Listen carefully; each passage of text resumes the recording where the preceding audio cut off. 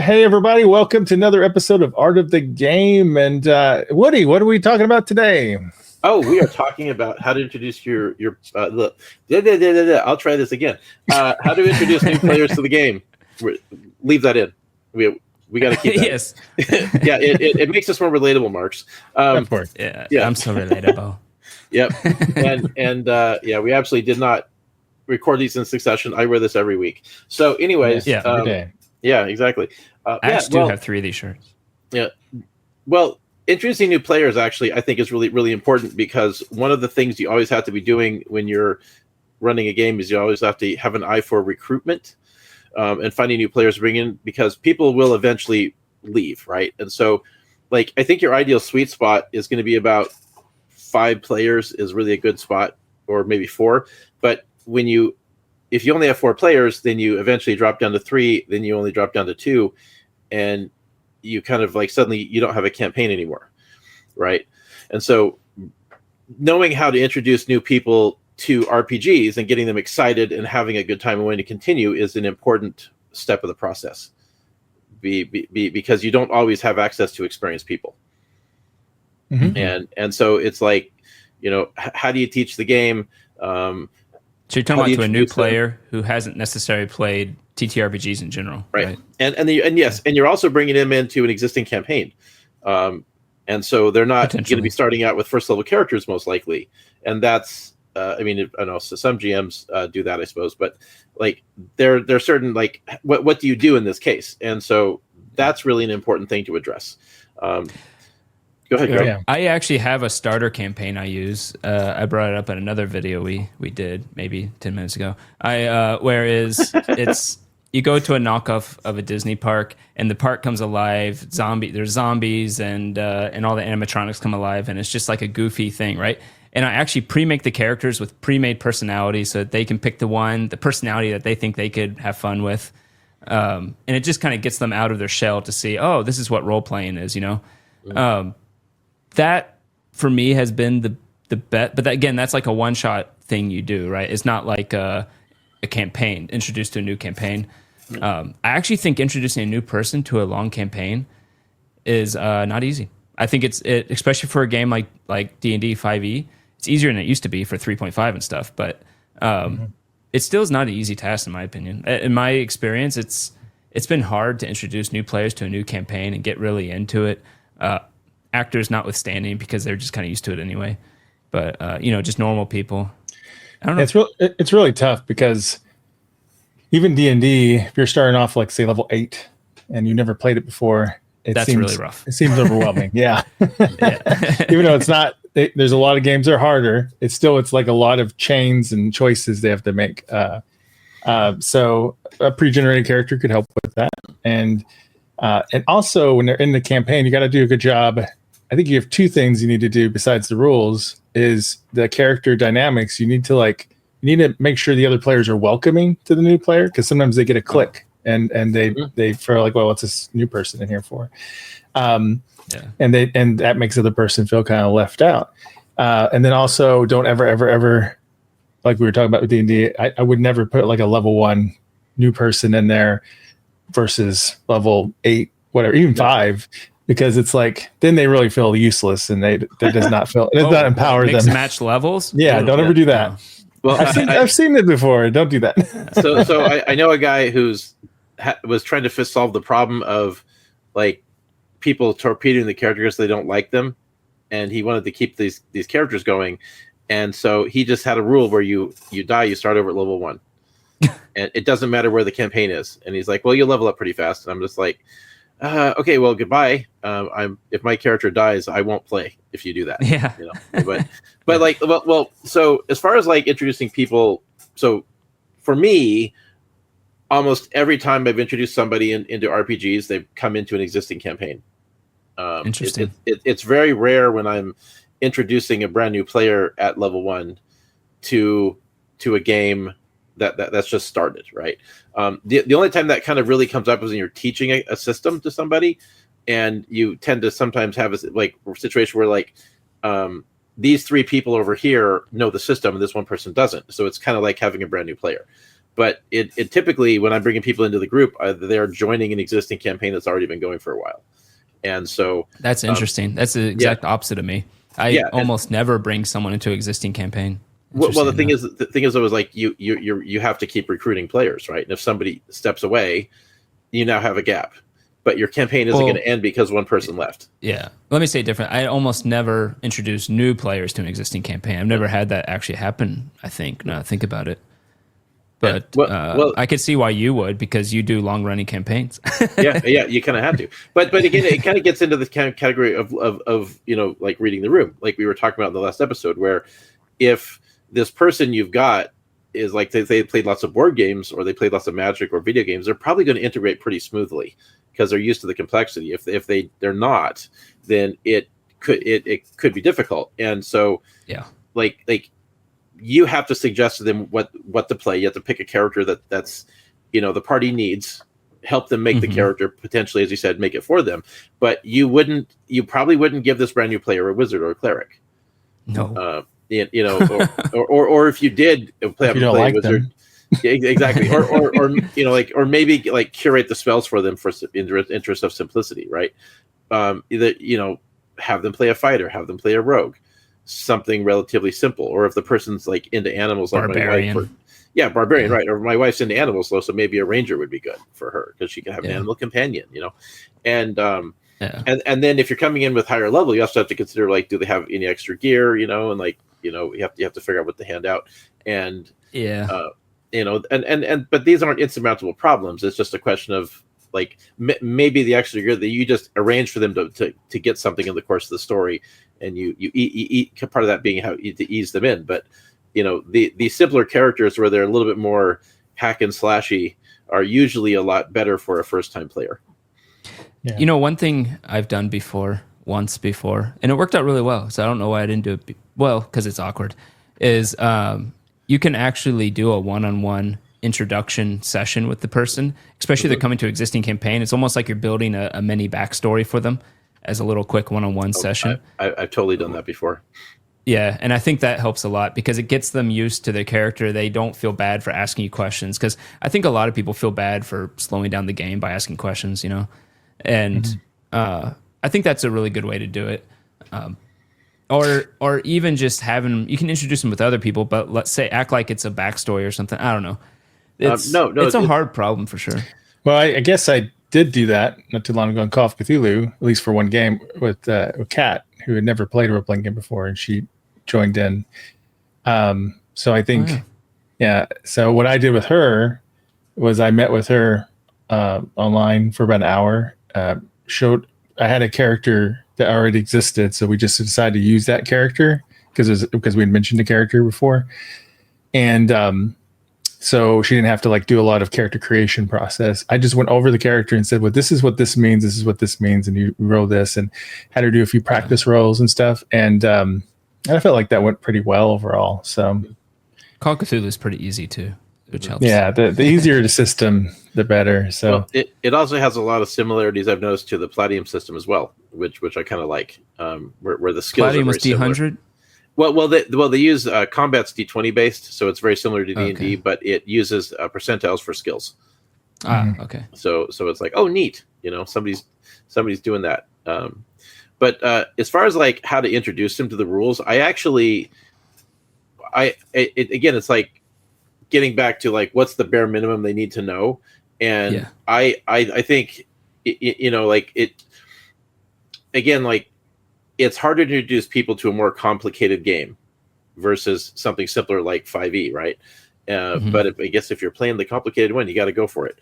But the thing is that like I would get them ready with just like a couple of basic game mechanics and like say an explanation. This is how combat works. These are your basic abilities.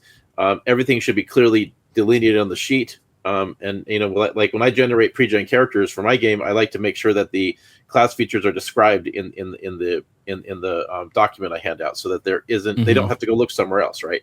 And then I would make them learn as they do it, like coach them through. Okay, we're down with the skill check.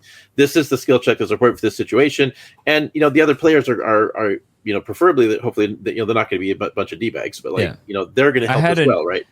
I had a new player that literally he was so excited about playing D&D. He read the player's handbook from front to finish. Nice. And I don't think it helped him that much. Like, I mean, frankly, if you're not playing, it doesn't do much, right? And and I completely agree with you that, what I usually do when I show people how to play is I say, look, here's your skills. This is going to be most of the game right here, unless you're in combat, are these skills right here. So just know that, just tell me what your character's going to do, and I'll tell you which of these to roll, right? And I'll show them a simple how to roll it, whatever. And then I might go over like, okay, you're in combat. In combat, you get a move, an action. Sometimes you get this bonus action thing. I don't mention reactions. And then I tell them, you're probably going to forget everything I just said, and that's fine. We'll go over it when we go into combat for the first time. Yeah. Well, they're going to learn by doing, right? Yeah. So I want to share a little story, which I think would be fun and interesting to any audience we have, because we were running a Ninja Turtles campaign years ago, and we had one guy who was totally raw, and then there were two other people, and one of them was like my friend's rules as written girlfriend. to new players. Yeah. well, also just raw, but like, he's totally brand new, and so so we had two players there, and one of them was like my friend's girlfriend, who just was finally gotten over the FNG status herself. I'm sure we all know what FNG stands for. Nope. It's the fucking new guy, Greg. Oh, okay. Jeez, I knew that. Yeah. So anyways, so what happens is they're going into a scenario where there was like a park and there was a massacre, right? And some cops were dead. And so what it was is there was some monster that had gotten loose, and they're hunting a monster, and the party pretty much knows that. That's kind of what they've been doing in the campaign.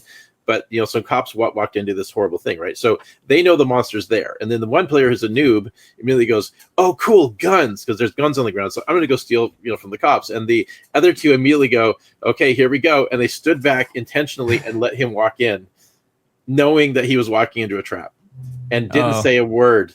And they basically used the new player as bait to lure out the monster.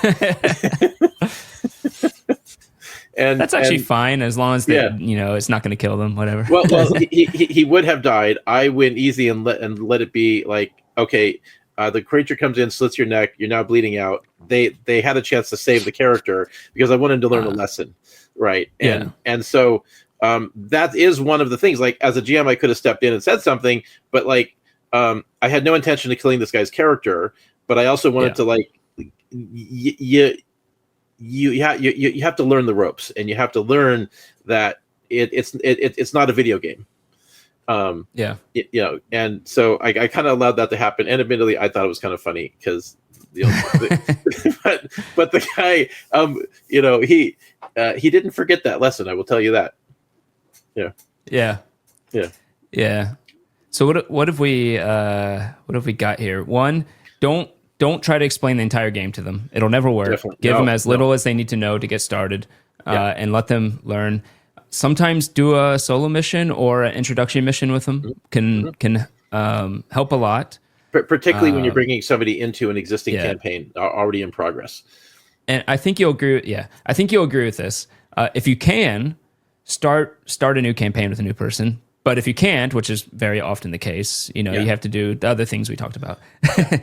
Do we mention anything else on top of that? Well, I mean, it's part of recruitment. You always have to keep, like bringing in new people, because people will come and go, right? And so, this is just part of that process. And I think like teaching people the game as it goes, like, put them into a scenario, and you may have to adjust the game plan for the week with the new player in mind, but like use the storyline that you guys are going through to teach them the rules, and also encourage the other players to step in as well. And tutorial quest.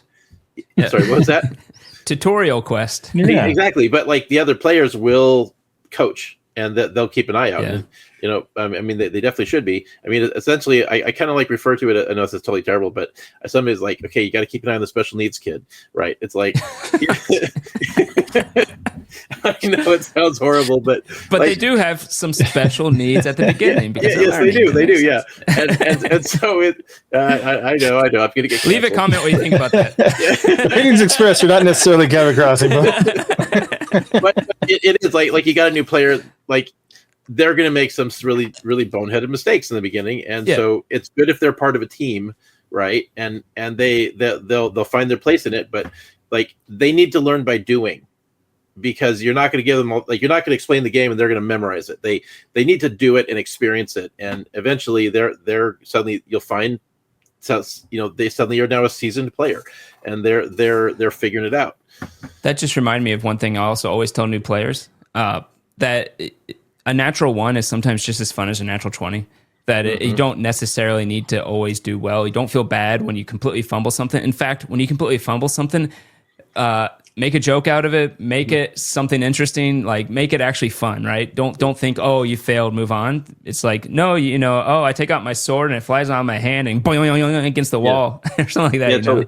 Well, it's like how I was talking to Marks about this, how you guys are treating like the 00 or the 000 in Call of Cthulhu as a 0 result, but it's actually a 100.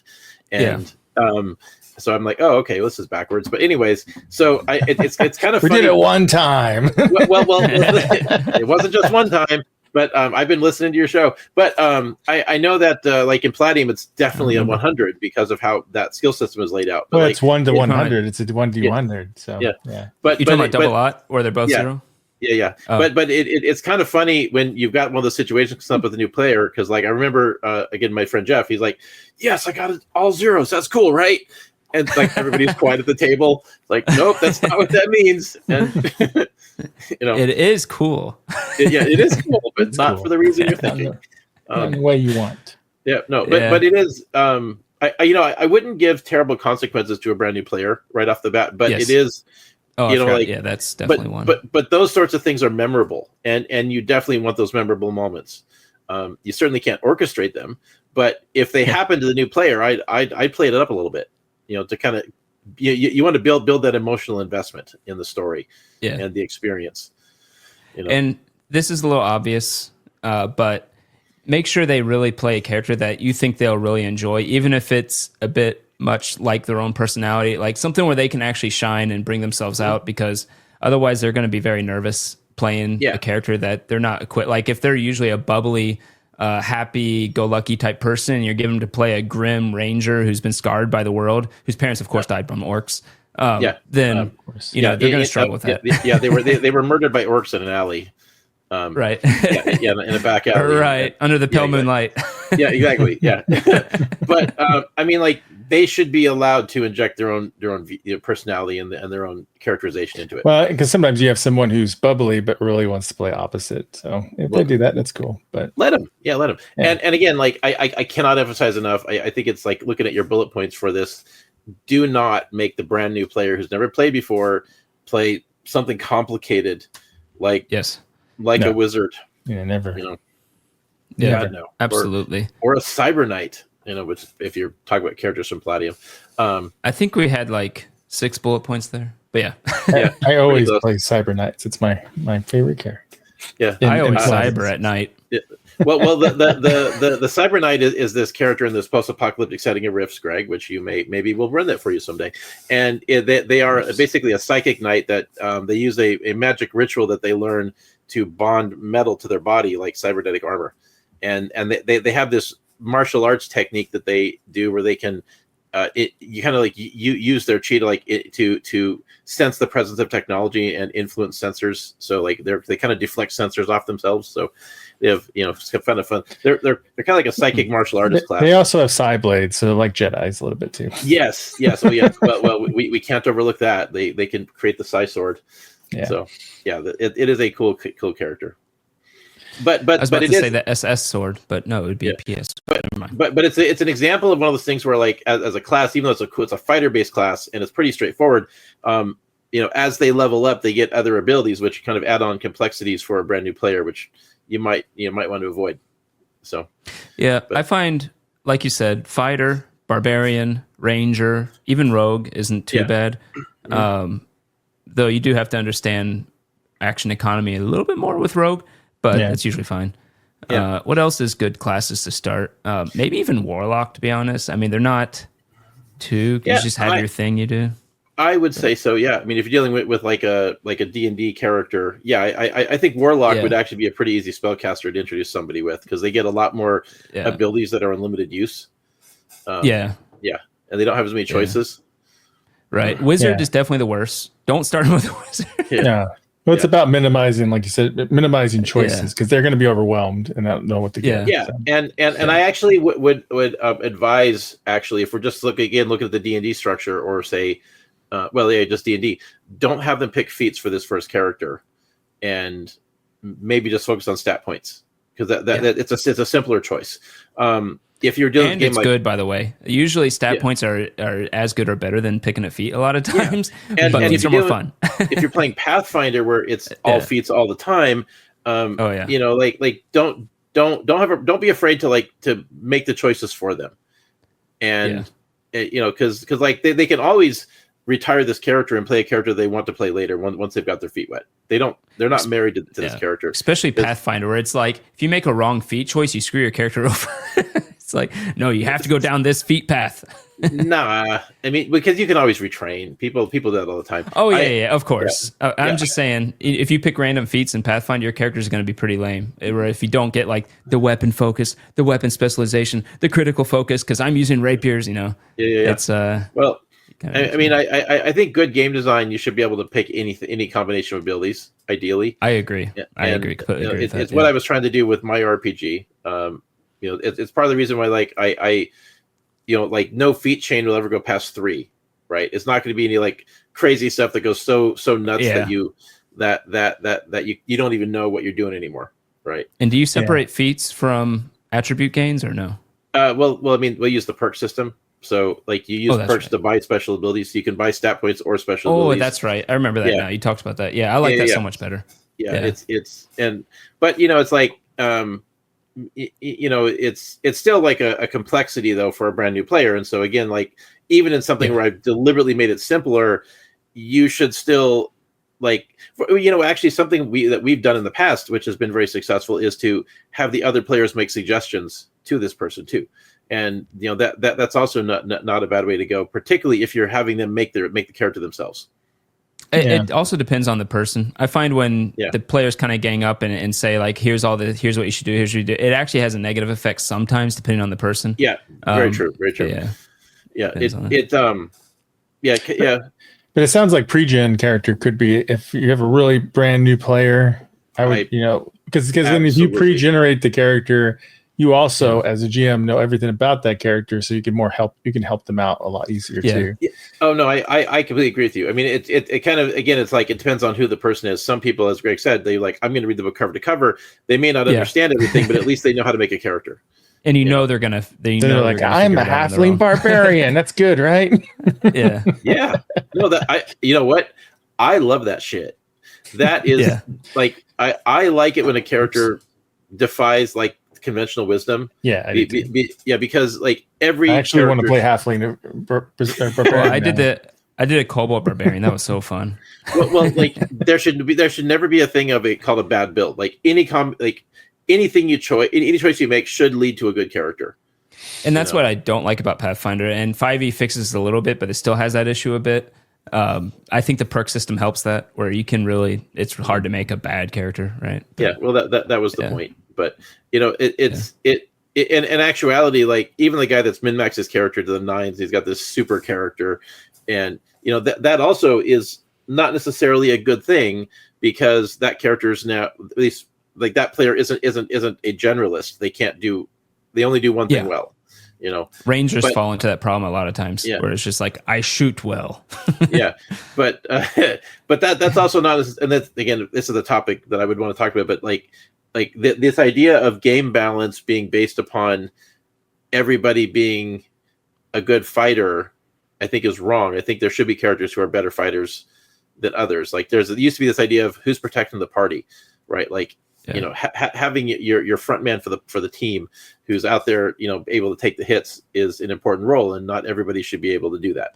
I think it's actually fun to play a character, and this is actually a perfectly good player to bring it back to the original topic of starting. Yeah. You can actually give them a more support type character that is not maybe combat focused, so they don't feel bad for not doing well in combat. Like you could give them a bard, for instance, especially if they're the type that likes to talk and role play. Give them a bard, because a bard mostly will just kind of do minor stuff in combat, give them some inspiration, maybe make fun of someone, and then and outside of combat they can do a lot more, and that's so much simpler to deal with outside combat stuff, you know. And it's also good because it gives them a lot of choices of ways to participate, and and you can also coach them, like, okay, now do your song of healing over here, this is where you would do the song of war or whatever, and you know, like kind of coach them on support points, and a bard can also you know, like get in there and fight if they need to, so they've got a lot of flexibility. I actually really like the idea of having a weak character that's really good for out of combat stuff, but in combat he's like, get away. well, like also the nice thing about having them give a support character is they're not close to the threat. You know, the other players are out there fighting, and they're backing up support, and that is a safer place for the new player to be, and while they learn what they're doing. Actually, the more I think about bard, the more I like it as a new player one, because you can also be like, oh, I give them inspiration. Oh, what do you say to them to give them inspiration, right? Or what do you do to give them inspiration? It's a good way to kind of pull out the role play a bit. Mm-hmm. Oh, and that's on that note, that's probably a good time to end off, because I think my wife is coming home. Oh yeah. All right. Well, let's wrap things up. And remember, we want this to be a conversation. Get in the comments. Let us know what your thoughts are, or what we should cover next. Also, we'd love to see what people think. We love to disagree with us. You know, tell me I'm an idiot. I've got it all wrong. You got a wife, Lucky. Yeah, loser. Yeah. That's the next episode. How do you get a wife? No. Well, we'll find a D&D group. If you can't have it in real life, have it in a game. Yeah, next episode is how to get your wife to join the game. That's a good. Yeah, we have guest stars for that. Step 1, give up. Yep. All right. Well, thanks everybody for watching, and until next time. When the dice roll high, we touch the sky, but when they crash, it's a barely laugh. Genre play lighting the way, our tales unleash the wild rampage.